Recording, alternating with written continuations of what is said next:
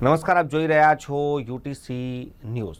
દેશના પૂર્વ વડાપ્રધાન ડૉક્ટર મનમોહન સિંહને રાજકીય સન્માન સાથે તેમનું અંતિમ સંસ્કાર નિગમબોધ ખાતે કરવામાં આવ્યું। આજે સવારે ડૉક્ટર મનમોહન સિંહના પાર્થિવ દેહને કોંગ્રેસ કાર્યાલય લાવવામાં આવ્યું હતું અને ત્યારબાદ તેમની અંતિમ યાત્રા નીકળી હતી। સેનાના ટ્રક પર સવાર ડૉક્ટર મનમોહન સિંહના પાર્થિવ દેહને નિગમબોધ લાવવામાં આવ્યું હતું અને જ્યાં તેમનું અંતિમ સંસ્કાર કરવામાં આવ્યું। આ અંતિમ સંસ્કારમાં દેશના વડાપ્રધાન નરેન્દ્ર મોદી, ગૃહપ્રધાન અમિત શાહ, સંરક્ષણ મંત્રી રાજનાથ સિંહ, રાહુલ ગાંધી, મલ્લિકાર્જુન ખરગે સહિત અનેક મહાનુભાવો ઉપસ્થિત રહ્યા હતા। ડૉક્ટર મનમોહન સિંહને આજે સમગ્ર દેશ દુનિયા ભાવભીની શ્રદ્ધાંજલિ પાઠવી રહી છે।